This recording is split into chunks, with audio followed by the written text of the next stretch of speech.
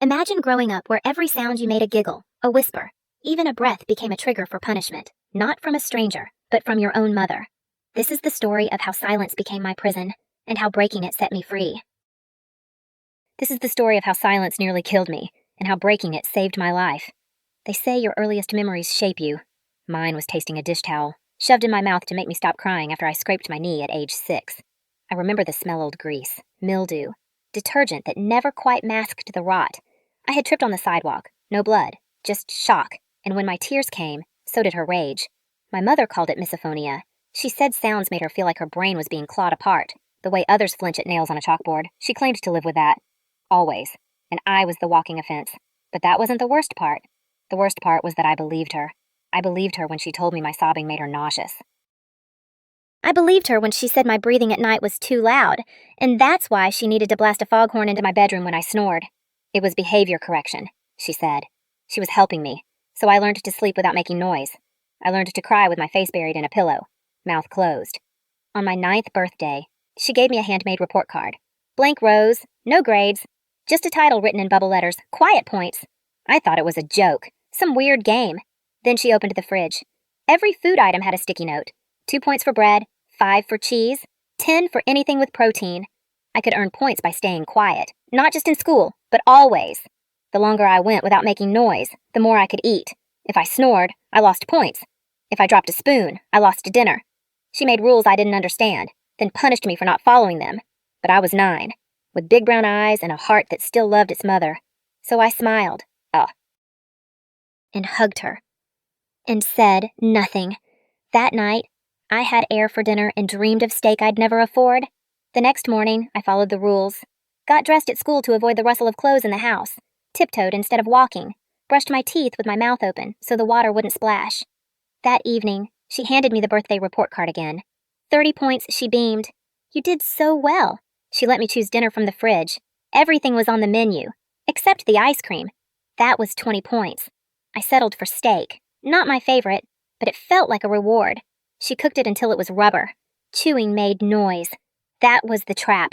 I tried to break it down with my saliva, chewing slowly enough to avoid triggering her, but even then, even chewing too softly, it was never good enough.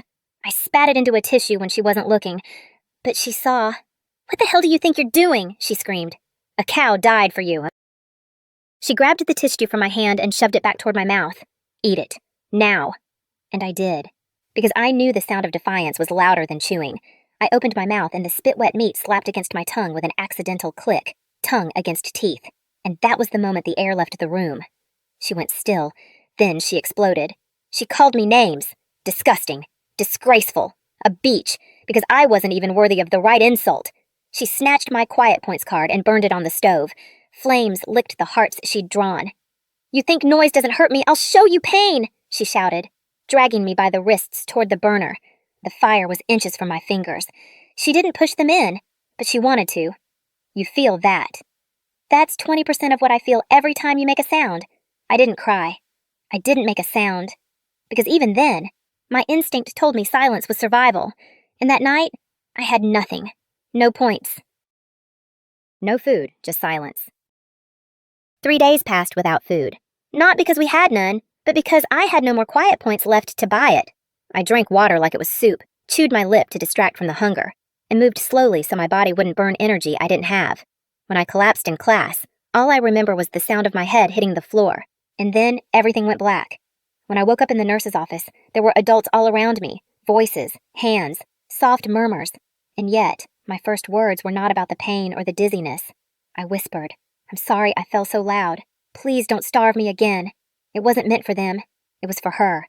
Mrs. Henderson, the guidance counselor, didn't ask why I said that. She just handed me a Hershey's bar, a banana, and a granola bar. I ate like a wild thing, so fast I gagged on it. She didn't stop me, just watched, quiet and stunned. Her fingers trembled as she picked up the phone. This is Mrs. Henderson at Oakwood Elementary. I need to report suspected child abuse. She gave them my name, my mother's, our address. Every word made my stomach twist. I sat frozen, not from fear, from habit. Stillness was my survival. Some people are going to come talk to you, she said gently. They just want to make sure you're safe. I flinched when her chair scraped. She noticed. She didn't comment, just waited. My mom has misophonia, I finally whispered. Mrs. Henderson leaned closer. She says sounds hurt her, so I try to be quiet. Always. Once I started talking, I couldn't stop. I told her about the point system, the stickers on the fridge, the steak I had to chew silently or skip meals, how I spat it into a napkin and was forced to put it back in my mouth, how she nearly burned my hands, how I learned not to cry, not because I wasn't scared, but because crying made noise. Mrs. Henderson's pen moved fast, her eyes harder now. How long has this been happening? The points started on my birthday, I said. But the silence always. When the door opened, Principal Morrison came in with two people I didn't know, a woman with short gray hair and kind eyes, and a younger man with a clipboard. This is Ms. Rodriguez from CPS, the principal said. And her colleague, Mr. James. Ms. Rodriguez knelt beside me and spoke softly. I know this might feel scary, but we're here to help. Can you tell me what happened today? So I did. Again. About the points, the rules, the punishment, and with every telling, the story felt less like a dream and more like a trap I'd been stuck in my whole life. They asked if I had bruises. I didn't. They asked how often I ate. I told them. It depended on the sounds I made. They said they'd need to visit my home. But first, the nurse had to check me over. As we walked through the hallway, I heard kids laughing in classrooms. Normal kids, kids who got lunch without earning it. Kids who didn't have to beg their bodies to stay quiet. Nurse Patricia weighed me. 72 pounds, she muttered under her breath. That's very low. She checked my blood pressure, my eyes, my heart. Each test made noise. Each sound made me flinch. You don't have to apologize for breathing, sweetheart, she said when I whispered sorry again. When did you last eat before today? 3 days ago, I replied. It was steak, but I couldn't chew it quiet enough. She exchanged a look with Ms. Rodriguez. We need to take her to the hospital. No. The word escaped my throat before I could stop it. Loud, desperate. She'll know. She'll find out I talked. I made noise. You're not going home tonight, Ms. Rodriguez said. You're safe now. But I didn't feel safe. My breathing got fast, loud. I couldn't control it. The noise scared me more than the memory. Nurse Patricia handed me a paper bag. It's okay now, she said. You're allowed to make sound. Just then, the principal's phone rang. He answered, listened, then looked up slowly. Your mother just arrived. She's in the front office, demanding to take you home. I stopped breathing entirely. I sat frozen, barely able to process what I'd just heard. My mother was in the building. She knew. She always knew. Ms. Rodriguez stood up immediately, her voice calm but edged with steel. She cannot take the child home? We have legal grounds to hold her for questioning. They moved me to a small conference room at the back of the office, away from the hallway, away from the front doors, but not far enough. I could still hear my mother's voice approaching, sweet, warm, full of fake concern. I'm sure this is just a misunderstanding, she said in the tone she saved for doctors and teachers. My daughter has a vivid imagination. She's in therapy for attention-seeking behavior. You know how sensitive some children can be. Through the door, I could hear every word. I didn't move. Didn't breathe. Mrs. Chin. Ms. Rodriguez began. We need to ask you some questions. Your daughter's statements today were very concerning. And I'm concerned too, my mother replied quickly. She's been struggling for a while. We've tried everything. Therapy, sensory accommodations. She has a sensory processing disorder. Loud sounds overwhelm her. We're working with a specialist. She was spinning the web already. We'll need to visit your home, Ms. Rodriguez said. And we'll also need to speak with her therapist. Of course, my mother said without missing a beat. I just restocked the kitchen last night. You'll see, everything is fine. I just want her to get better. I felt my stomach twist. She had prepared. Somehow, she knew this day would come. While Ms. Rodriguez left with my mother to conduct the home visit, Mr. James stayed with me. The principal sat nearby, offering me a bottle of water. I didn't touch it. Drinking made noise. The therapist. I whispered to Mr. James. She made him up. I've never been. He nodded slowly and made a note. We'll check it out. Time passed slowly, like hours being stretched across glass. I eventually dozed off, still sitting up in the chair, the panic and exhaustion finally catching up with me. When I opened my eyes, Ms. Rodriguez was back. Her face was calm. Too calm. We visited your house, she said carefully. Your mother showed us a full kitchen. Clean fridge, fresh food, stocked pantry. She showed us your room. Neat, organized, quiet.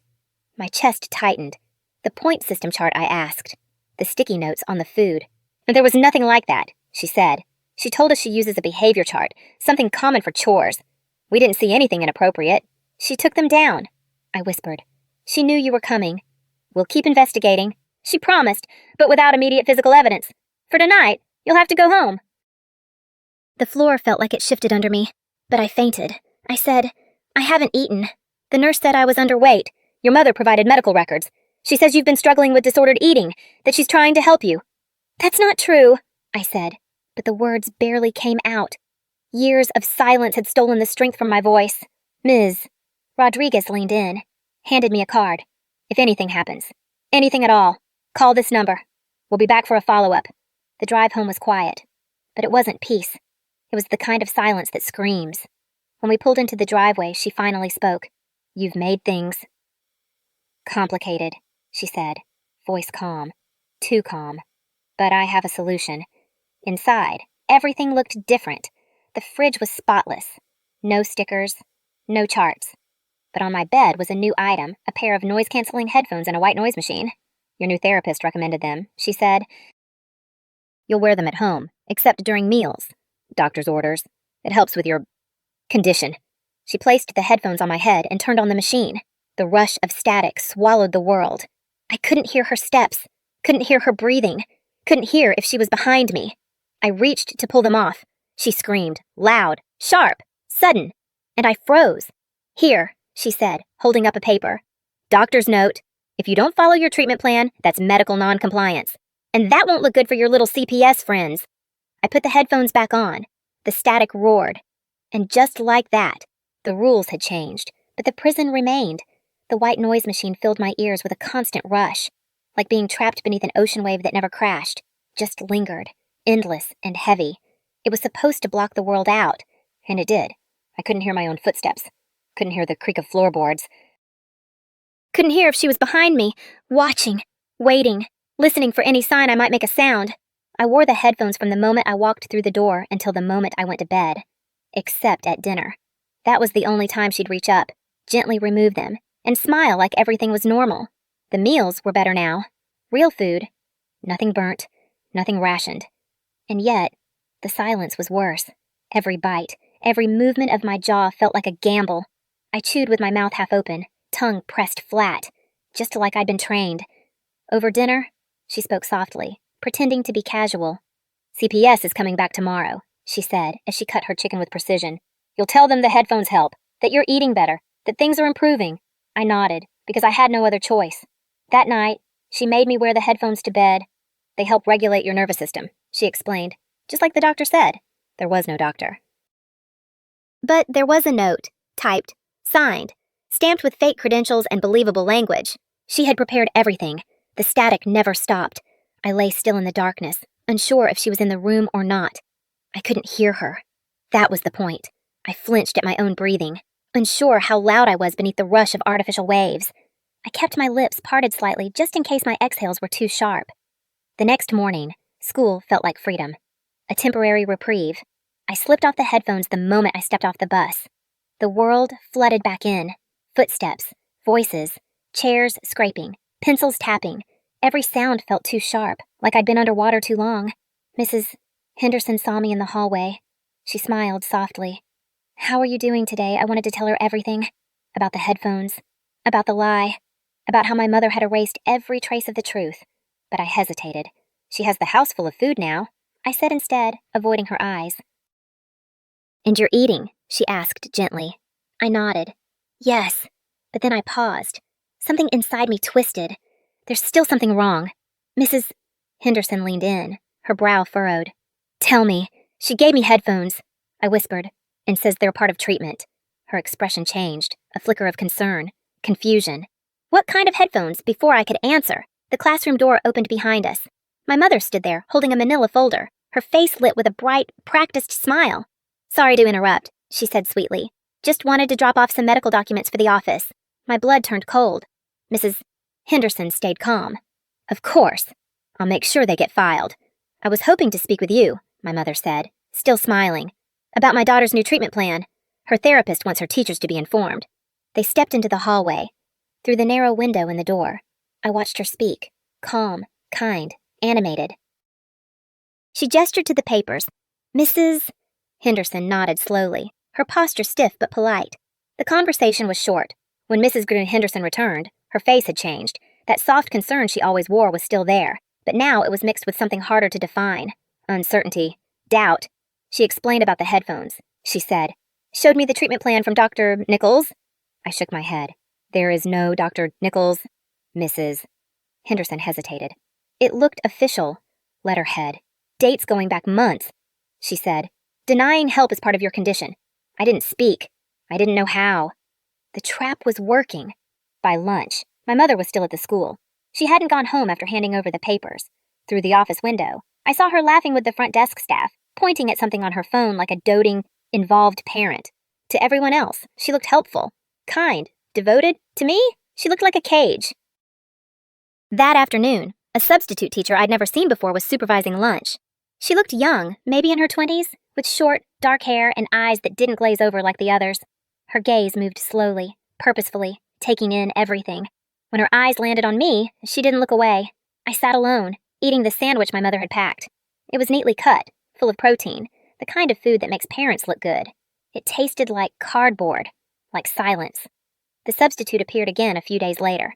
I heard other students call her Miss CB. She rotated through different classes.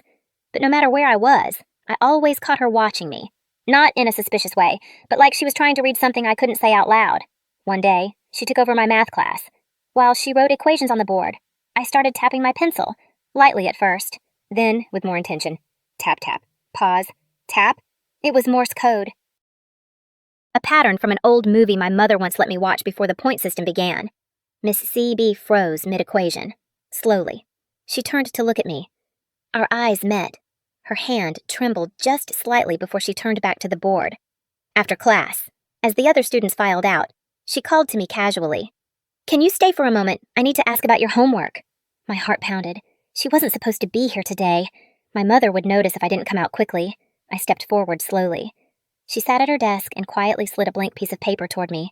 Then, with her pen, she wrote 4 simple words. "Are you okay?" I stared at the paper. She tapped it gently, once short, twice long. Once short. Then she looked up at me, her expression calm but intense. Eyebrows slightly raised, a question without words. My hand shook as I reached for the pencil. Instead of writing, I tapped 3 short, 3 long, 3 short. Her face went pale. She scribbled something quickly. "Who is hurting you?" I glanced at the door. My mother wasn't there yet. I tapped again. Slower this time. Carefully spelling one word. "Mom."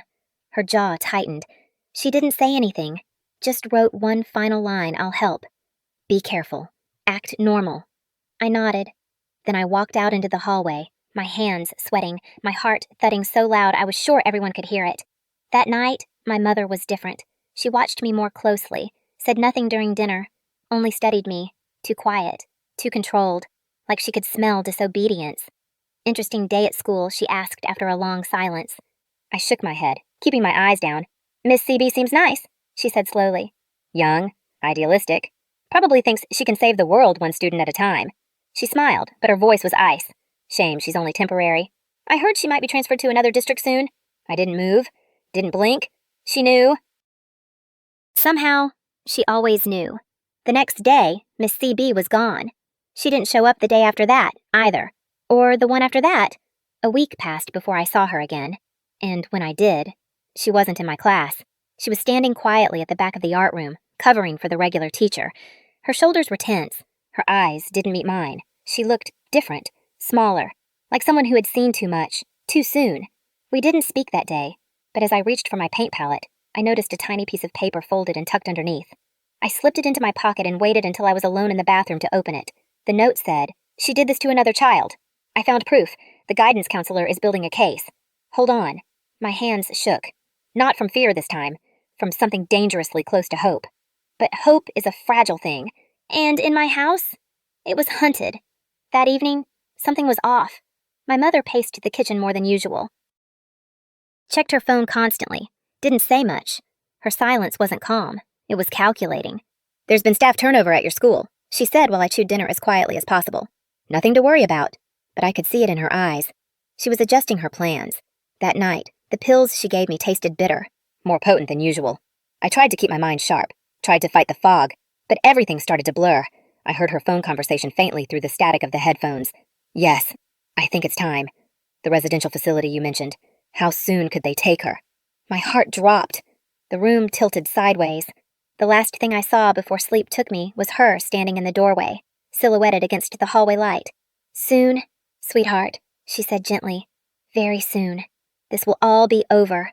When I woke, she was already shaking me. Her grip wasn't angry, it was urgent. Get up! We're leaving! The room was still dark. My limbs were heavy, my mind wrapped in wet cotton. I tried to speak, but the words came out broken. She shoved a bundle of clothes into my arms. The headphones were already on my head, white noise screaming like wind through an open canyon. She pulled me into the car before the sun had risen. There were suitcases in the trunk, a clipboard in the front seat. We were really going. At a red light, she turned to face me. Her lips moved, but I couldn't hear. She yanked off the headphones. Listen carefully, she said. Her voice clipped. When we get there, you say nothing. You're sick. You need help. That's all anyone needs to hear. I tried to ask where we were going, but my voice came out slurred. Somewhere they understand difficult children, she replied, and shoved the headphones back on before I could ask more. The drive felt endless. I slipped in and out of consciousness, waking only when the car stopped, gas stations, rest stops, but she never let me out. Just handed me water, crackers, and reminders to behave. By dawn, we reached the facility. It didn't look like a place for healing. It looked like a prison. High fences, cameras, locked doors. A woman in scrubs met us at the entrance. She smiled too wide. Mrs. Chin, we've been expecting you. Dr. Klaus called ahead. They spoke over me like I wasn't even there. Papers were exchanged, money too. And just like that, I was handed over. My mother knelt down in front of me, touching my shoulder. Be good. Do what they tell you. This is for your own good. Then she walked away. Didn't look back. Didn't need to. The doors locked behind me with a loud, final click. Peaceful Meadows. That's what they called it. But there was no peace. Only locked doors, bland food, blank walls, and children who moved like shadows. Every hallway smelled like bleach and something beneath it, something sad and stale. My room was white, windowless, with a metal bed bolted to the floor and a blinking red camera in the corner. No clocks, no sounds except the echo of footsteps and the hum of the vents. I wore the headphones even here. My mother had insisted they were medically necessary. The staff accepted the paperwork without question. The static in my ears was my new heartbeat. Medications were handed out 4 times a day. Each pill dulled the world a little more. I forgot what my own voice sounded like. I forgot how to cry. Days blurred. Until one morning, something changed. A new nurse, younger, softer voice. And when she handed me my usual cup of pills, she slipped something into my palm. I kept my hand closed, heart pounding. In my room, I unfolded it with shaking fingers. We know where you are. Hold on. Miss C.B., I didn't cry. I didn't smile. I felt, for the first time in weeks, I tore the paper into tiny pieces and swallowed them. The next few days, I watched her carefully. She always came during her shift, always handed me the pills, but never watched me take them. Sometimes, she stood in just the right spot to block the camera's view, and sometimes, I saw it in her eyes. Fear, yes, but something else too. Determination. Then it happened. One morning, chaos erupted. Sirens outside, staff shouting, paper shredders humming, doors slamming shut. Something big was happening. My door burst open. It was her, the young nurse, eyes wild, breathing hard. We have to go. Now. She grabbed my hand and pulled me into a hallway I'd never seen. We passed panicked staff, crying children, locked doors swinging open. Outside, a van was waiting, and in the driver's seat, Mrs. Henderson, her eyes were wet, her voice firm. Get in! We sped away as police flooded the entrance behind us. You're safe now, she whispered. And for the first time, I believed her. The hospital room smelled like soap and sunlight. It was quiet, but not the heavy, punishing kind I grew up in. This quiet felt soft, real, free. Doctors ran tests, blood work, neurological scans, psychological evaluations. Everything confirmed what no one had believed for so long. I had been over-medicated, underfed, gaslit, and trapped. Ms. Rodriguez came. Her hands shook when she hugged me. "I failed you," she said. "But we're going to make it right." Miss C.B. came, too. She looked tired, thinner, but alive with fight. She explained how she found another victim, Marcus, a boy locked away by my mother 5 years earlier, how she'd tracked him down, followed the pattern, built a case with Mrs. Henderson behind the scenes. "You saved yourself, she told me, but your Morse code gave us the proof. My mother was arrested, so was Dr. Klaus. The facility was shut down. Every fake record exposed, every lie laid bare. At the trial, I stood in front of her for the last time. I told the court everything, the points, the starvation, the soundproof closet, the headphones, the fire." She tried to speak. The judge silenced her. "You will not twist this anymore." She was sentenced to 25 years. Dr. Klaus got 30. And me, I went home. Not to her house, but to my aunt's. My real aunt, my mother's sister. She'd been looking for me for months after we disappeared. She was loud, warm, full of music and light. Her home was chaos in the best way. Pans clanking, TV humming, laughter echoing down the hallway. For a while, I still flinched at every sudden sound, but slowly, with therapy, real therapy, and kindness that didn't require silence, I healed. I joined choir, drama club, debate. I tapped Morse code for fun in class with friends who didn't know it used to mean life or death. I made noise, all kinds, and no one punished me for it. On my 18th birthday, I stood in a room full of people who loved me. As they sang off key and too loud, I closed my eyes and let the sound pour over me. I didn't whisper anymore. I laughed, I shouted, I lived, and no one could ever silence me again.